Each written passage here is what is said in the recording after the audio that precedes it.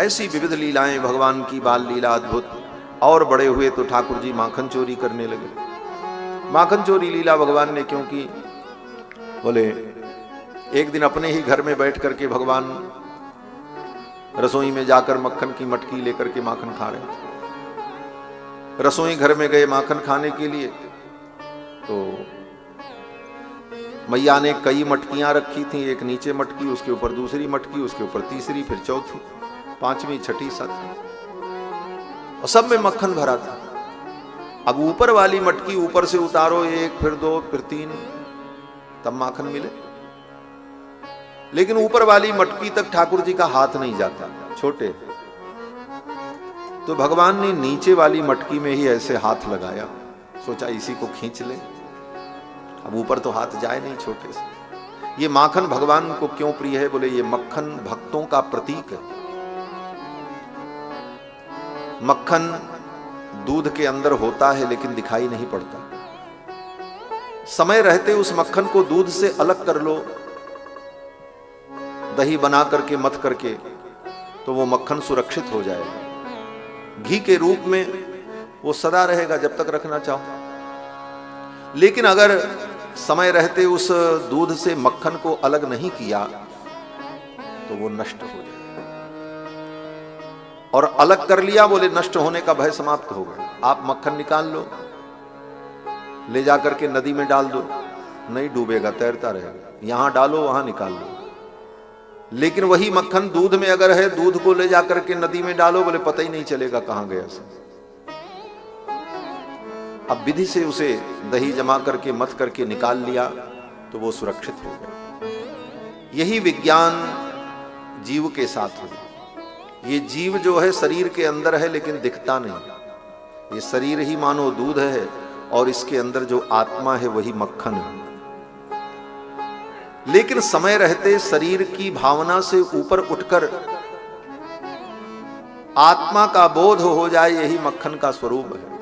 और ऐसे आत्मबोध प्राप्त कर चुकी जो आत्माएं हैं, जो जीव हैं, वो भगवान को अत्यंत प्रिय है, वही मक्खन है। लेकिन अब ये निकले कैसे?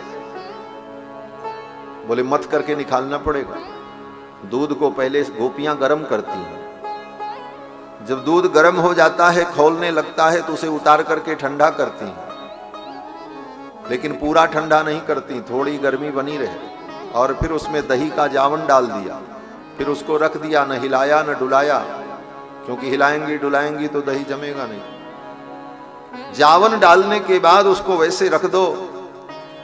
अब जब दही बन गया, बोले तब मथानी डाल करके गोपी उसका मंथन करती है। कितना मंथन? बोले इतना मंथन कि उसके दही के टुकड़े टुकड़े हो गए। और ऊपर से दे मथानी, दे पानी, दे मथानी, पानी भी डालती है। ऐसे संघर्ष में उसके अंदर जो सार तत्व था वो धीरे धीरे एकत्रित तो होकर के ऊपर आ गया, तैरने लगा।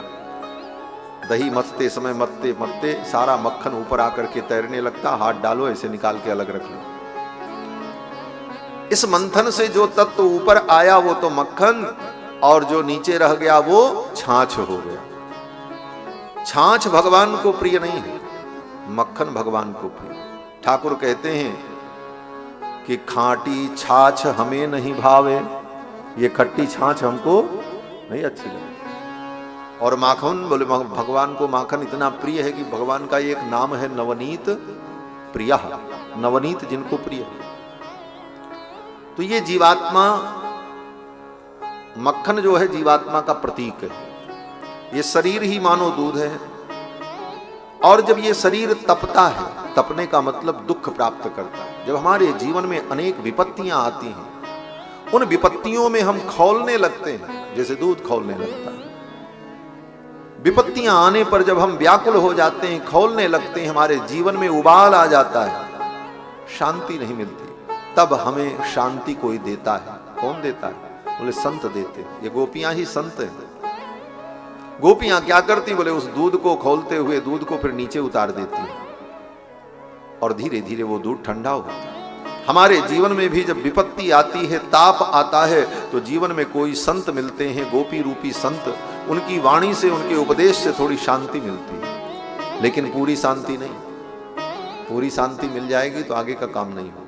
थोड़ी शांति, थोड़ी गर्मी बनी रही, संसार का भय, संसार का दुख बना रहा, तो गोपी क्या करती है बोले उसमें दही डाल देती है, जावन डालती है।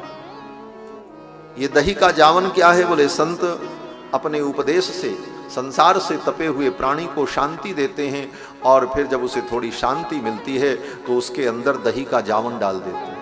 ये दही का जावन क्या है बोले मंत्रोपदेश कर देते हैं, मंत्र दीक्षा दे करके, उपदेश दे करके उसे वैष्णव बना करके उसके हृदय में भक्ति का बीज डाल देते हैं। यही दही का जावन है।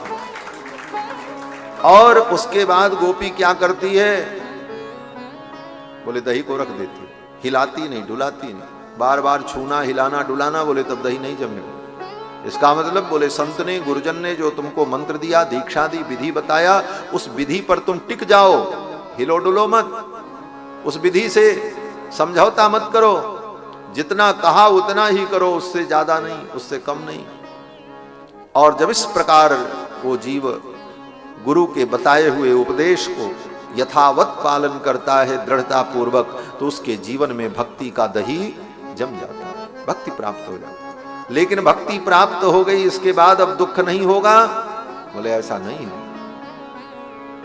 भक्ति आने के बाद भी प्रारब्ध अपना काम करेगा, प्रारब्ध की गति रहेगी, प्रारब्ध की मथानी जीवन को मथेगी।